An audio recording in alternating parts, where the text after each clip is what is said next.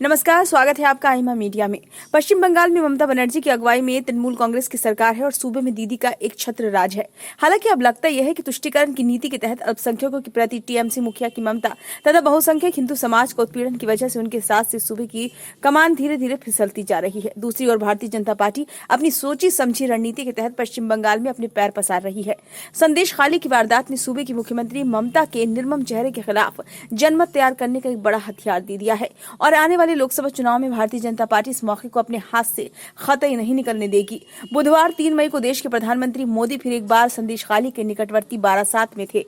यहां पर उन्होंने न सिर्फ भाजपा की नारी शक्ति वंदन रैली को संबोधित किया, बल्कि वे संदेश खाली की पीड़ित महिलाओं से रूबरू भी हुए तथा उनकी आपबीती सुनी। उन्होंने पीड़ित महिलाओं से सिर्फ वादा ही नहीं किया बल्कि गारंटी भी दी कि उन्हें इंसाफ हर हाल में मिलेगा। लोकतंत्र में महिलाओं और बच्चों की सुरक्षा की गारंटी सरकार की होती है, चाहे फिर वो किसी दल की सरकार क्यों न हो। संदेश खाली की महिलाओं पर जुल्म और सितम की दास्तान सूबे में सत्तारूढ़ सरकार ने नहीं सुनी। इसकी वेदना पीड़ा से करा रही महिलाओं को ढांढस बंधाने केंद्र सरकार उनके दरवाजे तक पहुंची है। हकीकत तो यह है कि आरोपी को पकड़ने मात्र से महिलाओं पर किए अत्याचार नहीं मिटेंगे। उसके अत्याचारों की जांच के बाद आरोपियों को सजा भी हर हालत में मिलनी चाहिए। पिक्चर साफ करने की जरूरत है। भाजपा की महत्वपूर्ण योजना नारी शक्ति अभिनंदन रैली में महिलाओं ने दूर दूर से आकर भाग लिया। बारासात की नारी शक्ति वंदन रैली में ममता बनर्जी सरकार पर मोदी ने निशाना साधते हुए कहा कि तृणमूल कांग्रेस ने पश्चिम बंगाल में कभी बेटी बचाओ बेटी पढ़ाओ, उज्ज्वला योजना और सस्ते सिलेंडर जैसी योजना लागू नहीं करने दी।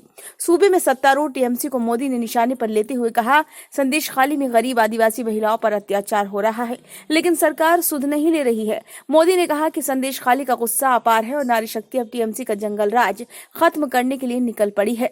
टीएमसी नामक ग्रहण पश्चिम बंगाल के विकास में रोड़ा बना हुआ है। नारी शक्ति पूरे देश में सामर्थ्य दे रही है। मोदी ने कहा, देश के विकास में नारी शक्ति को अवसर देना चाहिए। मोदी ने आड़े हाथों लेते हुए कहा कि टीएमसी लेफ्ट और कांग्रेस कट्टरपंथी के साथ केंद्र विकास के लिए पैसे भेजती है तो तृणमूल योजनाएं रोकती है। बारासात की रैली में आई महिलाओं ने पीएम मोदी की बातों को हाथों हाथ लिया।